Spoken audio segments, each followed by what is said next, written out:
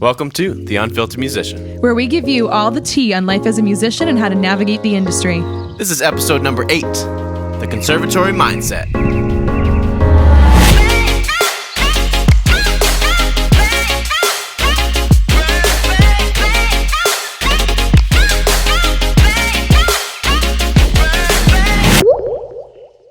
And welcome back to another episode of The Unfiltered Musician. We're your hosts, Vanessa Perret and Ryan Mancini. And today we have our first ever guest here, Andy Sorenson. Woo! Say hello. Honored to be here. Thank you for having me. And thank you if you're joining us. Again, if you're a frequent listener, and if you're new, you're in for a treat. Let's start off with a weekly check-in. Vanessa. All right. Well, we just came back from Nashville, Tennessee. Mostly a travel for leisure. We also threw in some business, which was kind of nice. We networked with a lot of really awesome musicians in the area and, got some socials.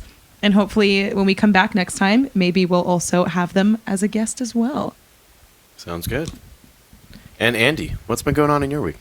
It's been a good week. It's been fast and crazy and finishing up a couple projects, and it feels good. Awesome. Happy to be here. We love yes. We love to hear it. You're just illuminating the space. We don't even need lights. It's bright. It's all you. It is bright in here. And it's very warm. Very warm. For those that don't know, if we didn't complain about it last week, the building turned off our AC, and it's very warm in here. You guys brought Nashville back. Yep. Oh, yeah. Oh, yeah. Absolutely. So let's dive right in. Let's talk about your origin story. How did you come to be? Come to be as in music? Yes, in okay, music. Yeah. I started playing guitar when I was 10, and I asked for a guitar for no reason that I can remember or that my parents could understand. So my grandmother and grandfather bought me a guitar, my first one, and I started playing right away, took lessons, did the whole thing, and had a blast. And I think that was probably inspired by Nirvana, at the time. Nice. And also Eric Clapton. I have one vivid memory of watching the Clapton Unplugged MTV, performance. And for whatever reason at that age, I was like, that's cool. So I think that those were enough to be the bug, to get me going with that. And then it turned into, playing with friends who were actually, I had a couple great friends who started at the same time as me, so we would do the classic thing and jam and play all the time. Also playing in church was my other first experience of playing with other people. So I did that a lot. And that took me all the way up to college, I guess. And we had some bands in high school and all that kind of stuff, playing for fun and everything, which was great. And then, actually for whatever reason, I didn't really think about music as, an option, which is weird because it's all I did, it's my favorite thing to do. But my guitar teacher at the time, he was very clear about the fact that, I should think about that, and sort of, gave me the light bulb. He was like, what are you going to school for? And I was like, engineering. And he was like, okay, but do you like that, kind of thing. No, and I was like, well, enough. yeah, I guess I do. But, it wasn't, he could see where my passion lied, and I'm thankful for that he was, clear about that. My parents were incredibly supportive, which I'm grateful for. So I went to school, but I still did go for acoustics and music, as you guys probably know over there. Mm-hmm. So it is an engineering degree and music, So I guess I went for both kind of things, but I'm grateful that I got pushed in that direction. And then after that, I graduated in 2009, which is when the economy, completely tanked. And I'm thankful for that because, in most cases, I was applying for engineering jobs. I was doing all this kind of stuff, and there were none available for the first time in a very long time. So it's sort of perfect timing. A couple friends, buddies of mine in school, we all decided to start a band, and it was perfect timing for that because there were no other options and everything. So yet another thing I'm grateful for happening there that sort of diverted me into music once again. Now I'm here. Awesome. It's been a while. That's awesome. That's amazing. And we met you mid this year. For sure. Yeah, absolutely. And it Yeah, already yeah. feels like we've known each other for years, which is crazy. Yeah, totally. Yeah, yeah. And yeah, we're all from the same alma mater. Yep, absolutely. And yeah, like certainly had all different experiences there, good and bad. Yes, yeah, for sure. Yeah. But yeah, I think Yeah. that's amazing because I haven't heard your origin story yet. So Yeah, yeah. I think that's pretty amazing. And I especially love hearing that your parents were supportive of your decision. Incredibly because, grateful oh for my that. gosh, we could even do like a whole other episode on just that of like That is having so the support important. from your family. For sure. Yeah. Oh my goodness. Because yes, it Countless is not. people battle that, and it's a Yes. hard thing to describe to people. And if something's your passion and calling, or however you want to put it, it's tough to describe. So having that support in your corner is priceless. Yeah. Oh, And like absolutely. that's Yeah. like one thing that we wanted to try and uncover like with this podcast. Like music is not just a glorified hobby. Like no, for we sure. are out here doing the thing, like making money from it and Yeah. having a grand old time Absolutely, doing yeah. what we love. And it's just Yeah. like any other passion. Absolutely. And it brings so much to people's lives. I think that's something that's easily forgotten. People spend, hundreds of dollars on a concert ticket to go have a good time for 3 hours. Oh yeah. Right. Exactly. Yet they can forget sometimes that,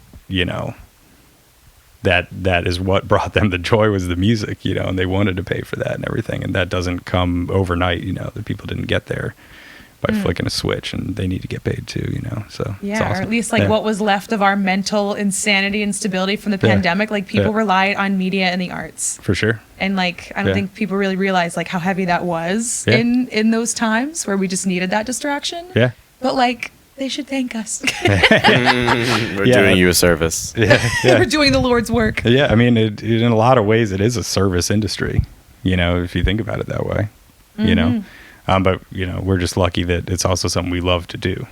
Yeah. You get to do something that you enjoy, but it also gives back in a lot of ways, which is really awesome. So, Oh yeah. Yeah. That's Absolutely. fantastic. And I mean, so speaking of us all being part of the same alma mater, one thing that we actually did talk about a few months ago when we first met, we had a show together, all three of us in Rhode Island. And we just got to talking because, we're all from the same conservatory. And we were talking about kind of the sense of competitiveness and the things that we kind of experienced while in the conservatory. And that's kind of going to be the bulk of what we're going to talk about today. And so I wanted to ask you, Andy, what was your experience with competitiveness in a conservatory setting? I think in my experience, it was interesting because I was, once again, doing the engineering thing and music. So I was in two totally different worlds, whereas a lot of friends were, totally in performance or totally in education or totally in theory or something, right? And I got this sort of like outside look at it while still being a part of it. And for me, the way it affected me was positive and negative for sure, a balance of those, mainly because of the way music education tends to work, I think. And this is more in line with like the performance side of things, I'd say. I feel like music education inherently has a great challenge in how to do this, which is why it can be really hard on students and all this kind of stuff. But if you think about education, especially in a collegiate sense or something, they need ways to like test people or to grade things, just like, in a math problem, there's a right answer and a wrong answer most of the time. That's clear. That's super easy. Definitely wasn't clear to me in math. Yeah. It's all good. You think That's it's why we're supposed to here, be yeah. clear. Yeah, it's supposed to be clear. Yeah. To whoever's grading it, it's usually clear, hopefully. God willing. Yeah. But, in the arts, that doesn't exist. There really is no right or wrong. So I think the challenge in music education, especially on the performance side, once again, is that how do you quantify things? So schools have to do that to make sense of a grading system and a GPA and all these things, or whatever they're going to call your degree when you get it someday, those things sort of have to be in place logically. But I think in a performance sense, they don't really make sense, and they can actually be the enemy of what they're trying to teach. Because everybody develops differently, everybody plays differently, all this kind of thing. So for example, if you need to grade something, you need things that you need to know. You need to know algebra, then you need to know calculus, then you need to know, physics or, whatever. Like there's steps to get you there. In music, you could say the same about, You need to know the notes on the staff. You need to know how to read music. You need to know your scales. You need to know your modes or whatever. But in the end, those things don't really add up to a career in music, and B, actually being a musician and expressing yourself through the art form. Because there's plenty of people who know nothing about any of those things who are brilliant musicians. But there are not, I wouldn't say there's anybody, assuming there's nobody at NASA that doesn't know how to add. Yes. So, tell them to not call me. Put me on the do not call list. So it's a different kind of thing that it's got to be really challenging to figure out a way to not have these problems. Where things become weird or tough to do, and try to put people in a box saying you need to know X, Y, and Z and play like this or sing like this. All the greats that we've listened to that have inspired us to sing or play ourselves, they are who they are to us because of their individuality, not because of how well they could do any of those things. It doesn't matter. It's because they were them. But school inherently, because of this challenge, I feel, tries to mold people into the next John Coltrane, or something like that. But nobody wants that. They want you. They want the first you, not the next anybody that exists already. You learn from them just like we all do. Just like you learn from a famous physicist or something, right? But you don't, the goal is not to replicate that. But because of music education needing a way to regulate things and grade things and do all that kind of stuff, I don't see a solution yet, to be honest, but I just do know that they do not teach individuality most of the time. They don't really praise that a lot of the time. They're looking for a way to compare you to your peers, which is, there's a long-winded way to get to the competitive side of things, right? So, the way I've thought about it in years after, because it took me a while to get over this, as many people have, had the same experience that I've spoken to. Oh, yeah. If you're competitive in a sense of comparison, it's a problem. Yeah. Because you're just comparing to your peers or your idols or whatever. And then you're never right. It's just because you're just worried about who's better at whatever. But if you're competitive with others or yourself, literally as simple as just being, who's doing their absolute best and being their best self, and and who's being their true self, then it could be positive. You could look at one of your peers and say, wow, they are really them. They're really unique. They're really embracing that. And they really work hard and do their best all the time. If that drives you, if that kind of competitive edge drives you, I think that's healthy. You could say, I want to be like that. I want to be truly me. I want to be unique like that. I want to work as hard as they do. That's awesome. But if it's competitive with comparison, I think that's when it gets, rough. In school, myself included, so many people I've spoken to as well have had that struggle where you sort of get stuck in competitive comparison. With people, as opposed to being motivated by other people's success. You start to feel like, like it's not worth it if I continue to do what I have to do in order to be a good musician. Yeah, you could feel that for sure. And that feeling could easily come from, the way I felt that feeling at times was, in most conservatories, you're in jazz or classical, I love jazz music. I love playing it. I love listening to it, but it is not my authentic voice as a musician. So I studied it for 4 years. I practiced it for years after, until I hit a wall and realized, why am I not getting to the level in this that I want to be at or expect to be at? And it's because I didn't enjoy it. If you enjoy something, you excel at it, or at least you'll work hard enough to excel at it. But it just wasn't my voice, but school had sort of told me that if I wasn't great at jazz, I wasn't great at music, which is not true for sure, or classical or any style for that matter. It doesn't matter. So I think it's important to And once again, that comes back to what you said, and it comes back to the comparison thing.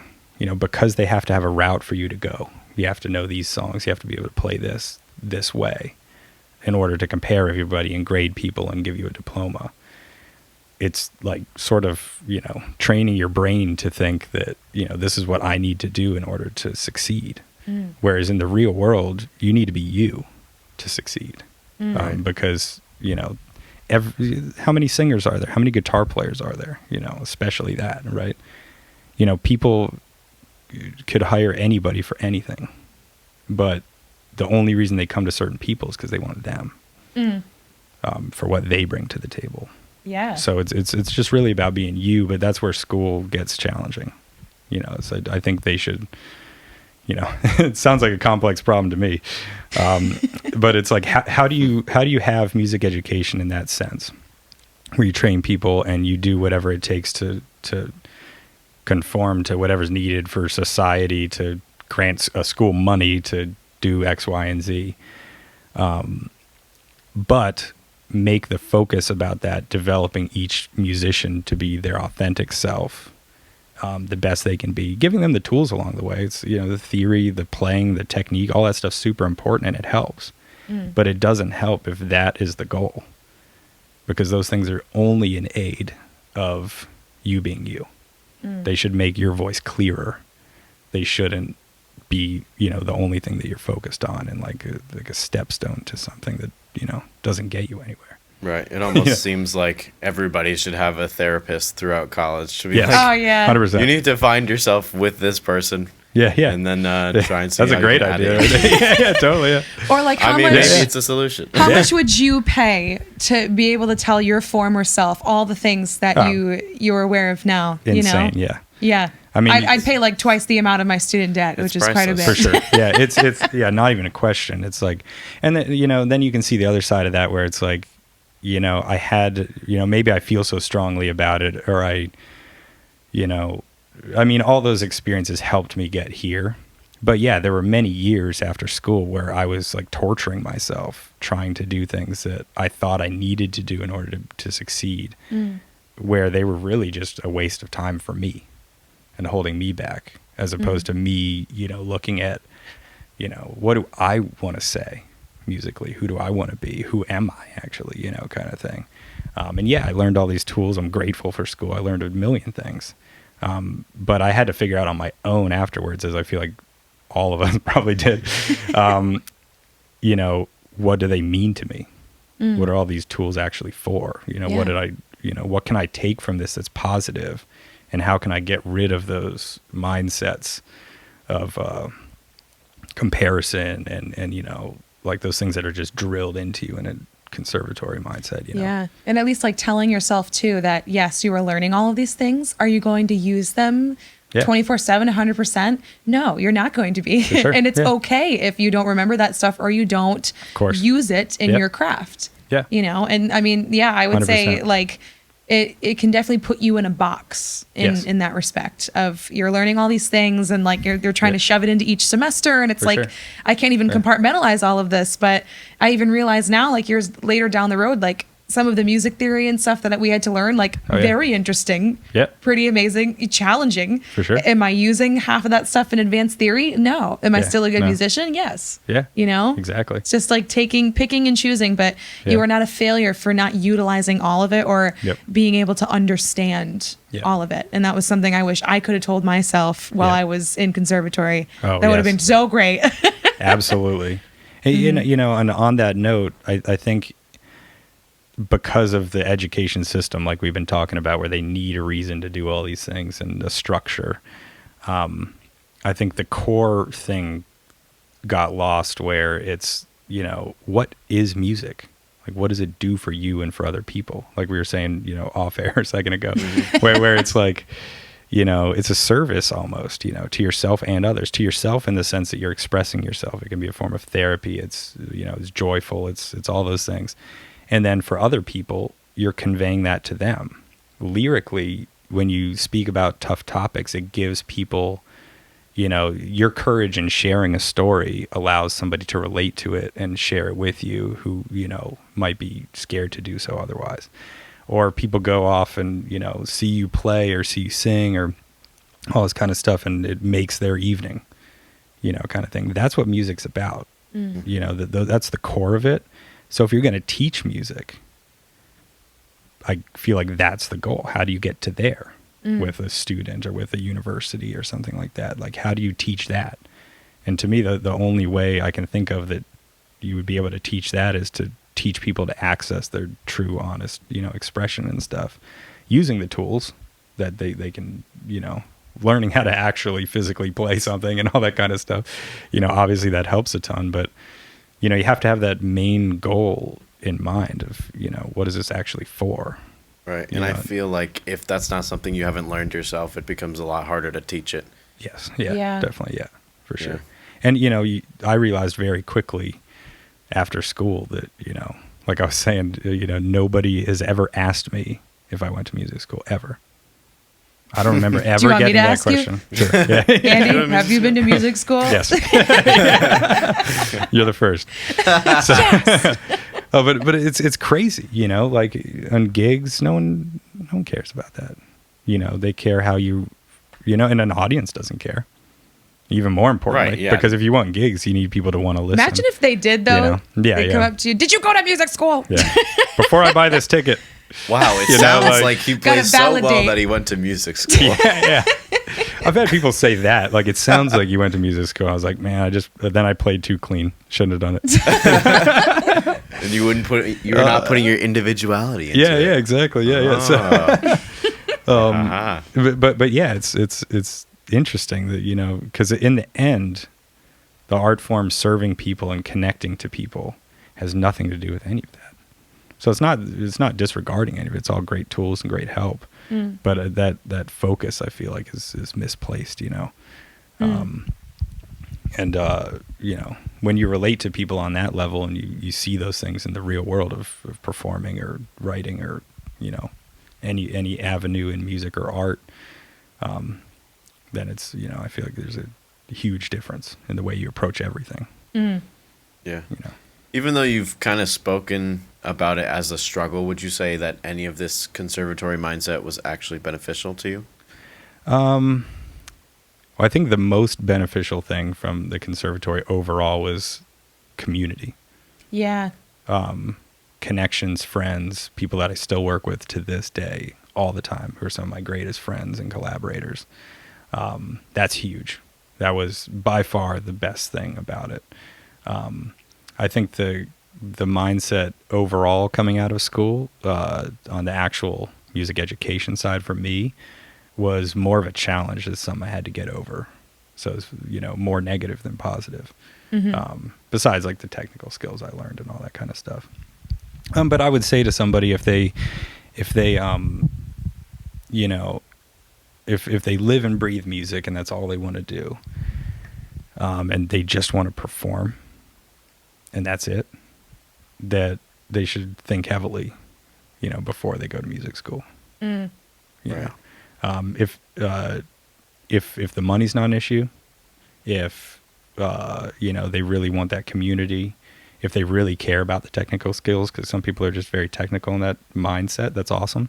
Then it'd be more of a better bet, I would think. But if they're like a pure performer, you know, like a lot of people are, where it's just like, I just want to be on stage and that's all I do all day. You know, do you really need it? You know, it's just worth thinking about, you know, before you jump on it. You know? Because in the end, you know, no one's going to ask you, and, you know, a degree won't help you at all. Right. Yeah. And, you know, like we were saying earlier as well, you know, another thing that I think the conservatories could do is teach some of the real world stuff about, you know, time and money management. Yeah. You know, things Those that are very important. Yeah. Things that you need to know how to do. You know, we all got sort of thrown into the fire afterwards. And it's easy because of how they teach things and stuff to be like, oh, you know, I got a music degree, now I'm a musician, you know, and then you go trying to get gigs and it's like, this isn't helping, you know, kind of thing, you know. I need to know how to eat and, you know, pay the bills and, you know, all the real deal stuff. Oh, yeah.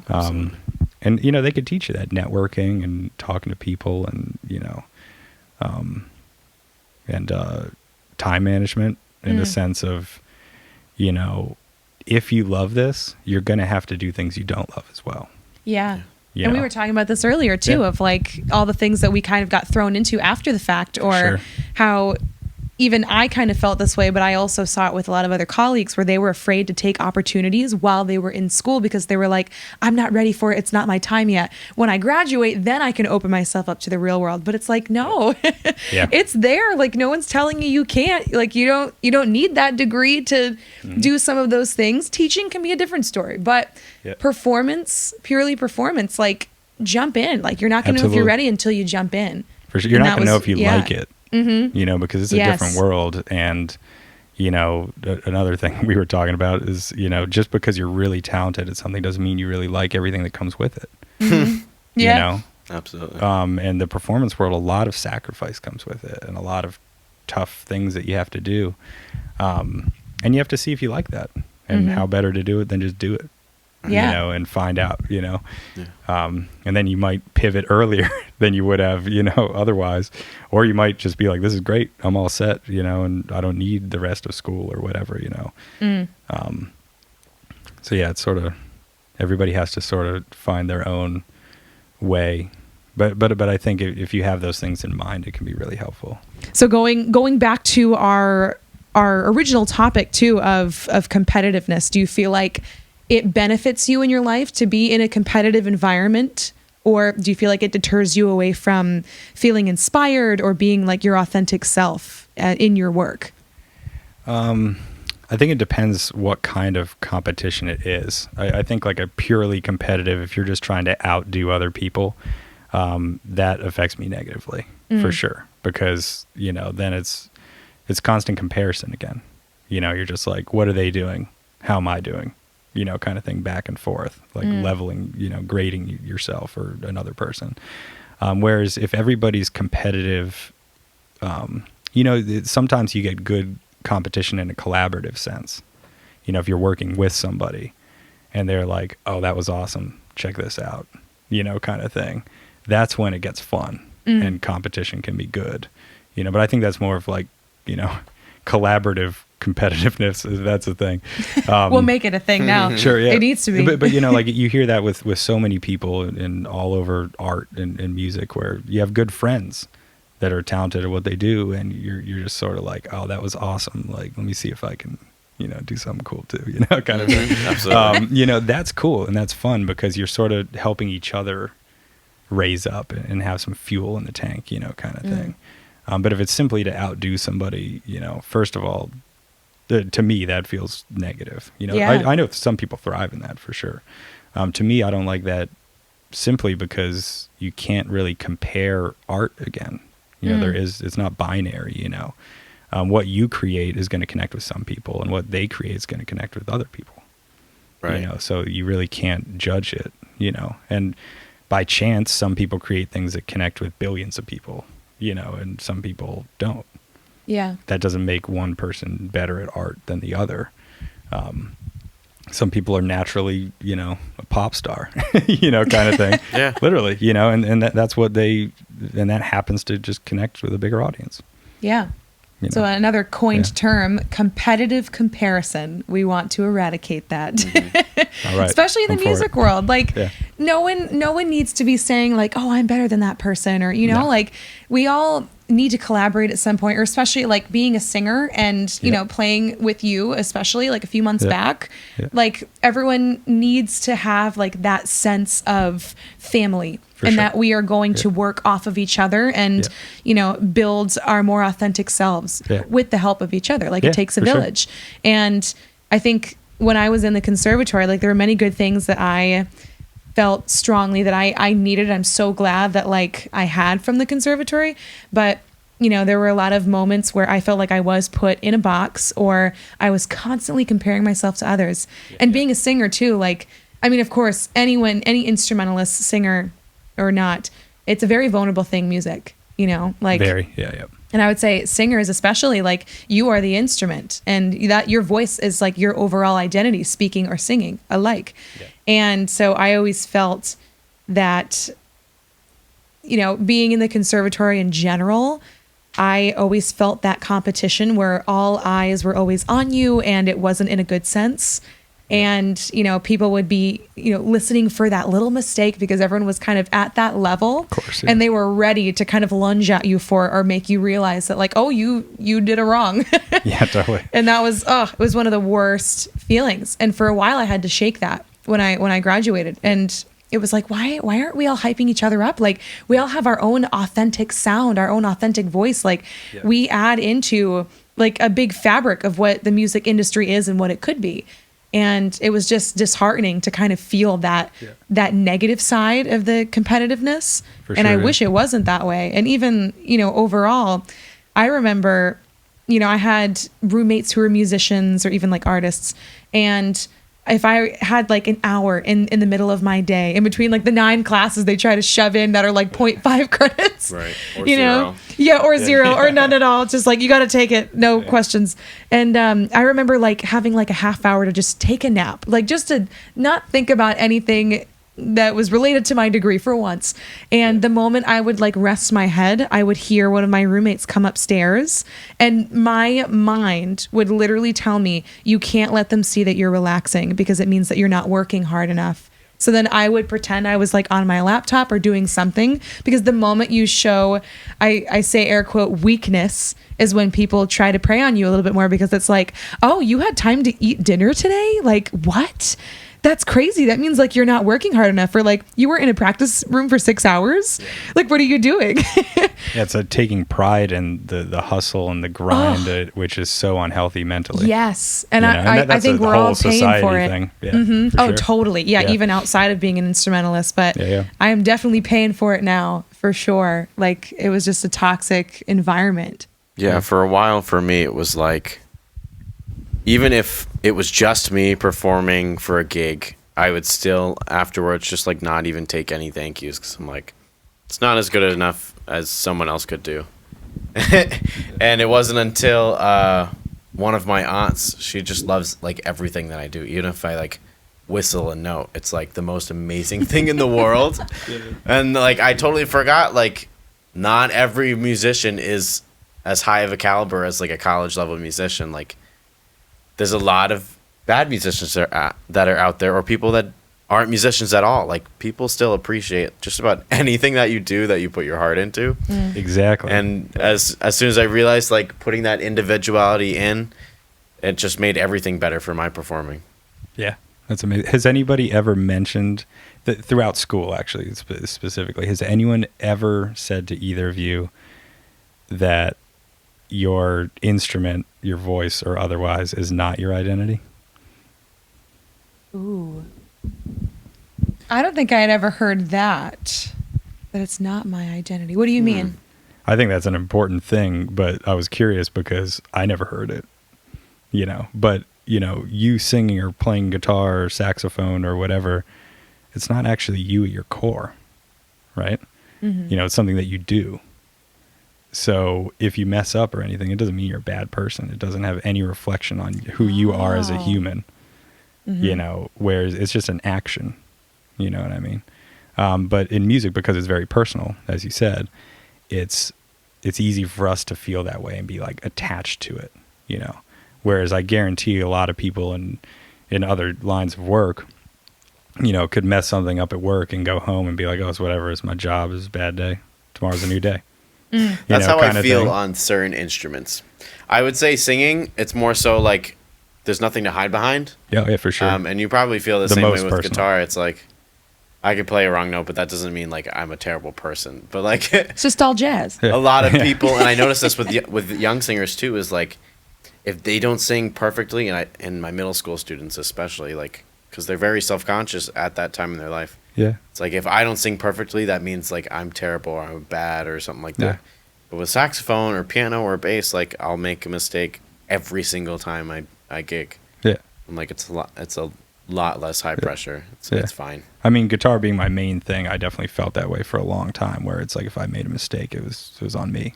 It was like, wow, you're trash, kind of thing. And it's not true, But I think some of that comes from the conservatory thing, and like you said, everybody looking for a mistake, and it's But another thing I think it's, critically important to teach is that this isn't you.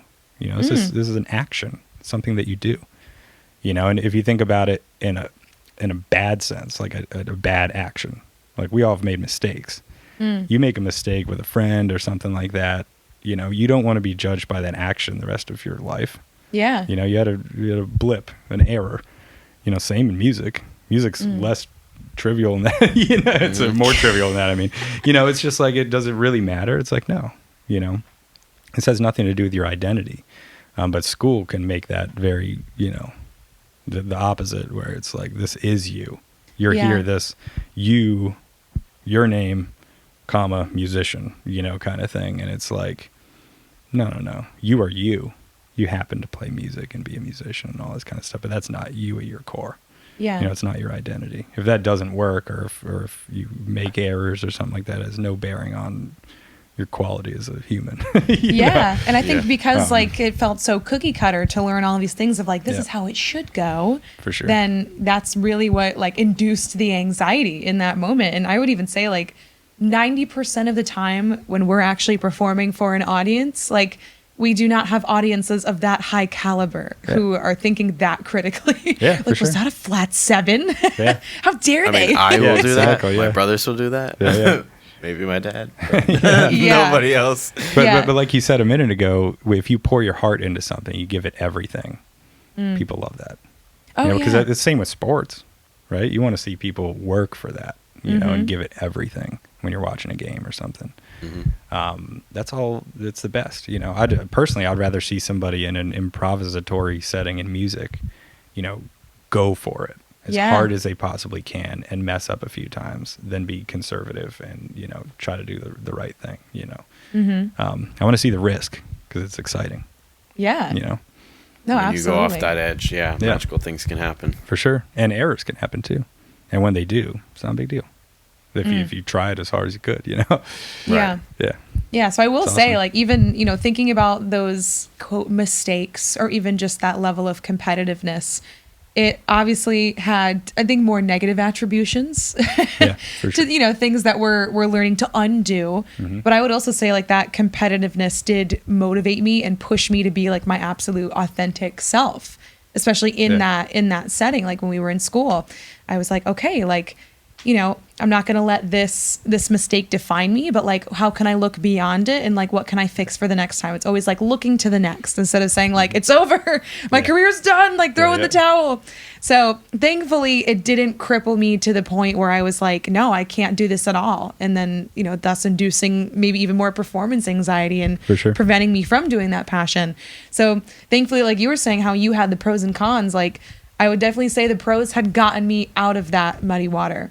That's amazing. Yeah. Thankfully. Yeah. I feel like we need to bust down the door of our alma mater, be we're cleaning house. Cleaning house. I think it's a thing across all conservatory stuff, just, and to give them the benefit of the doubt, that challenge of just how do you make it a school? How do you make it, work into society's way of, determining if somebody's qualified for something when it's so abstract as art? Yeah. The biggest thing it's just a tough thing to do. Yeah. And I feel I don't know if conservatories truly prioritize this of building a sense of community and trying to eliminate that toxic competitiveness, I feel it wasn't really addressed at our school, no, at least. I think it comes down to the professors in that sense, where their mindset is. Because we've all had great teachers and less than great teachers. And I think where their focus is determines a lot on, what kind of environment is below them. Just like the leader of a company or something, that's what creates the culture at that company. Or like a band leader, you guys know, on a gig, if the band leader's got that vibe, everybody's working together for the greatest good, and it's awesome. If they don't, it changes the entire atmosphere, Right. So if the professors, I feel are into that kind of thing, then you could have that positive community. If they're more into oh, this student's great, we're going to focus on him and ignore everybody else, which happens quite a bit, then it's not going to be that, because that's training the students to be competitive with each other. Yeah. You know, Yeah, to and that get can attention even- or to get whatever. And, you know, that attention could be simply like a financial thing. It's like, I'm paying how much to be here, and I want to learn and get better. But if I'm being ignored because I'm not the best person here, it can feel unfair on a lot of levels, you know. Yeah. And like all of those behaviors too can even translate into, you know, the real world when you're out there and you're post degree. Definitely. I've definitely felt like that sense of like negative competitiveness where I'm like, well, this Yeah. vibe is off now. Yeah, for sure. You know, it's like, why aren't we all trying to build each other up? Because we all have an authentic sound and we're all, Yeah. you know, contributing to that musical fabric. Yeah. And, you know, why aren't we lifting each other up and helping each other out? And I think we've said this before in a previous episode, like just imagine a band, you know, no pun intended, of well-informed musicians that are just like hyping each other up and just making the experience for our listeners and our audience members that much more amazing and authentic. Most of the most successful people and the best people are that. You know, they are bands like that. Who that's how they work together, and that's how they do everything. Oh yeah. Because you feel it, you see it, you hear it. It's the full package, you know. And that's the real world thing that, you know, we were talking about earlier. If the schools would teach from this kind of mindset, you know, people would get gigs on a different level and all that kind of stuff. Because you go out and you gig, and, you know, I'm sure I did it at some points, you know, the beginning of that, like right after school, and you're starting to do stuff. If you're in that conservatory mindset still, but then you go and you share the stage with people who are past that already, they're like, oh, you know, like this isn't a, you know, we're not here to cut each other down. You know, we're not here to be better than anyone else. Like, let's just show up and play and make great music, you know. So if they taught that, people would be even more successful, you know, because that's what people care about in the real world. Yeah. Yet again. Yet again. There we are. For sure. And the audience doesn't like to see any of that. They can feel it.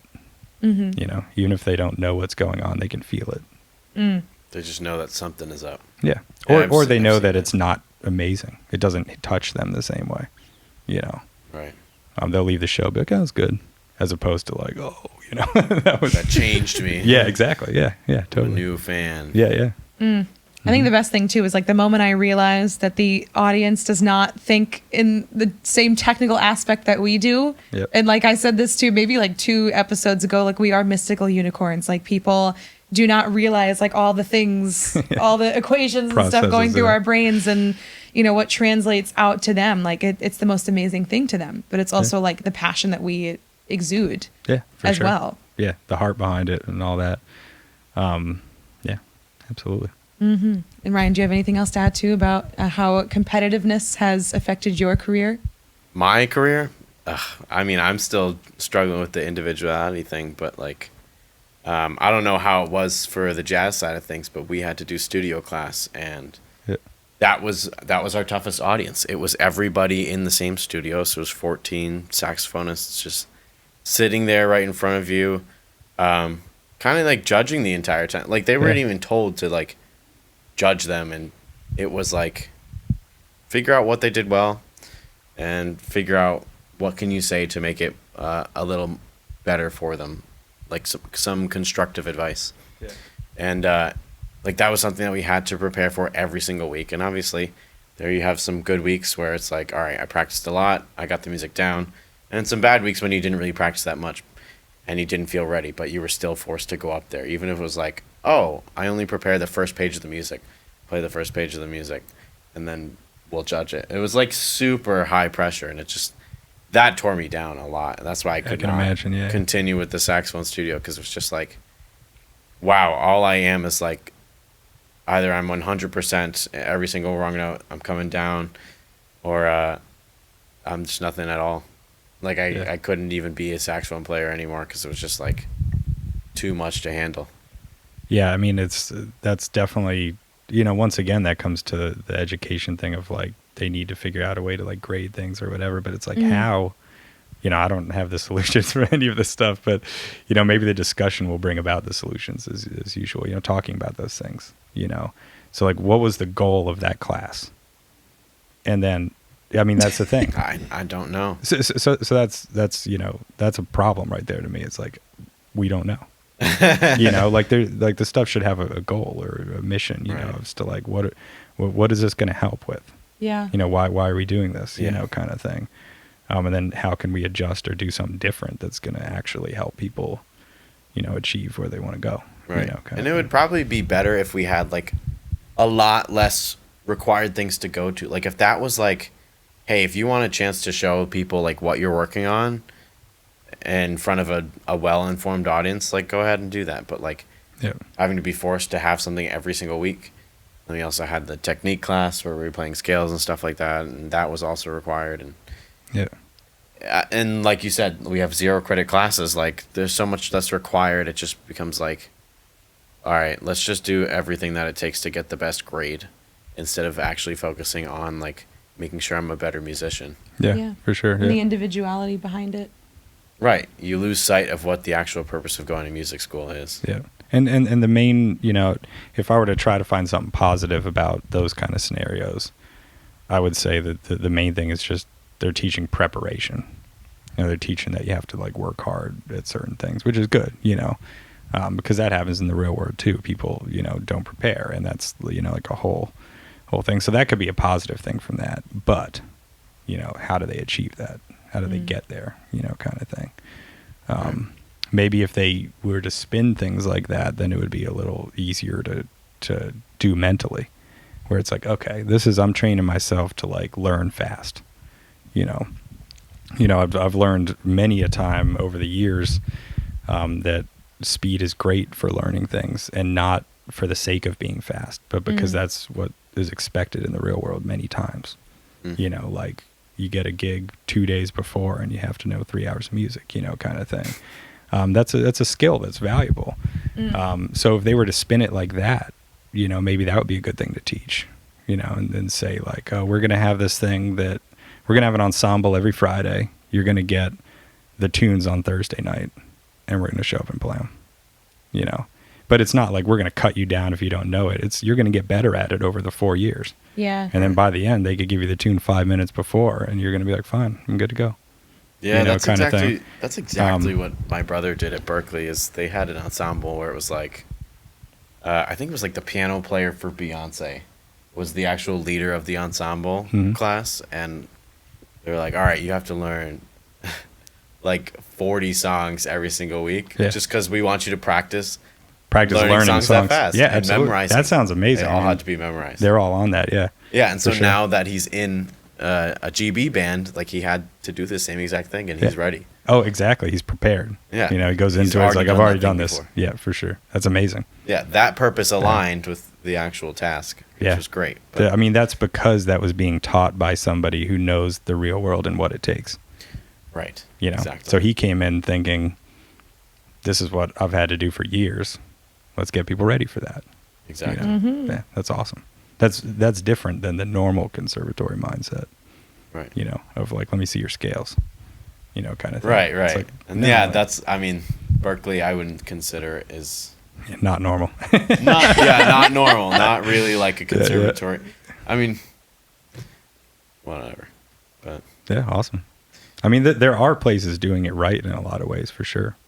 You know, we all have friends that have gone to a bunch of different schools, and, you know, they've had different experiences, for sure. Yeah. Yeah, and the biggest thing is like what everyone takes away from it. Yeah. And what they don't let define them. How quickly you get over stuff. Oh, yeah. Like we've certainly learned, you know, even just from separate experiences and professors, even if it was a negative experience, you know what you're not going to do. Yeah, You for know, sure. Yeah, absolutely. regardless, it's all a learning experience, but it really is how you take it. Yeah. For sure. And so, Andy, one more question. Yeah. And it doesn't have to be just about the sense of competitiveness and what you would utilize it in your life. But what advice do you have for our listeners, musicians or non-musicians alike? What is something that you feel like you've taken to heart in your life and your career? Basically, you know, the core of what we've been talking about is find out who you are, what drives you, what do you love, you know, what made you want to play, and be true to that, and don't try your best, because it's a challenge, you know, try your best not to compare to other people. And the reason that's a challenge is because, you know, you don't want to just play for a month and then be like, why don't I have gigs, you know, kind of thing. You know, you have to compare to a certain degree. But don't compare on, a deep artistic level, like where your heart and soul is, try to find, what inspires you, what you love, and then go for that. And chances are it's going to be a bunch of different things. It's not just going to be one thing. Some people have that clear drive where like this is their thing and they're dead centered on it. And a lot of us are told that we need to have that kind of clarity. But I don't think that's important. I think you need to find what you love in the moment. And that might change year by year. It has for me. Like the things I do as a musician have changed greatly over the last 10 years because I follow what inspires me in the now, and that's something I had to learn in order to unlock that. So just follow that path, follow what lights you up and what gives you the motivation to work hard enough to achieve the things. If you don't love it, you won't put in the work. So if you're looking at something and you're like, why can't I motivate myself to do X, Y, and Z? Because I know X, Y, and Z will get me there. It's because it's not the right thing, probably. If you find the right thing, you don't even think, A through Z, you're going to just do it, because it'll just be part of the process. And loving the process too. Once again, if you find the thing that really gets you going, you'll love the process. If it's songwriting, if it's producing, if it's mixing, if it's engineering, if it's any of those things, just go for it and try it. And, chances are it'll be great for you, mentally and otherwise, and career-wise too. Which is awesome. Yes. I love that. Spewing some truth. Yeah, we love that. And where can people see you these days on your socials or any performances coming up where they can see your passion on the stage? Yeah, go ahead and promote yourself to that camera. Stare right at it. You can find me on Instagram. Andy Sorenson is just my Instagram handle there. AndySorensonmusic.com is my website. I'm super grateful to be a part of a lot of different projects and things that have been going on. I've been producing mainly for the last few years. So I get to work with a lot of different artists. It's been fantastic. Mixing, I make music for meditation. I made music for licensing. I've had a band for a very long time. So it's sort of just all over the place, But once again, it's just find what lights you up and go for it and work at it. And it can be multiple things. There's nothing wrong with it. Well, especially in music, or the arts in general, multiple things can be super helpful. Mm-hmm. Because you're not going to be on stage 24/7. So what do you do when you're not, kind of thing. Which is why teaching is a great thing that so many people do, mm-hmm. Giving back, but also, having a way to make income. Mm-hmm. And you can do that in so many different avenues. And, it's all needed. That's the thing. People need it in ways that you don't imagine until you start doing it. Which is awesome. So, and even not so shameless plug, we did an episode about, 9 different ways you can make money as a musician that are kind of unorthodox. It's never just one thing. Oh yeah, exactly. Yeah, that's awesome. All exciting, all different, mm-hmm. and you can do all those things if you want to. There's no cap. Yeah, yeah. I'll start posting live performances on my website. I usually have a lot of them up there and all that kind of stuff, but.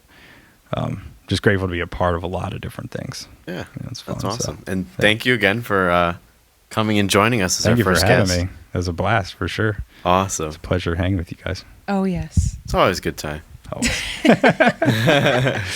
And thank you for tuning in to this episode of The Unfiltered Musician. If you liked this episode, give us a like, hit the notification bell to see our other musical content. And message us with suggestions about what you want to hear about next at unfilteredmusician.podcast on Instagram or unfilteredmusician@gmail.com. We are here for you, and see you next Sunday. Bye. Yeah.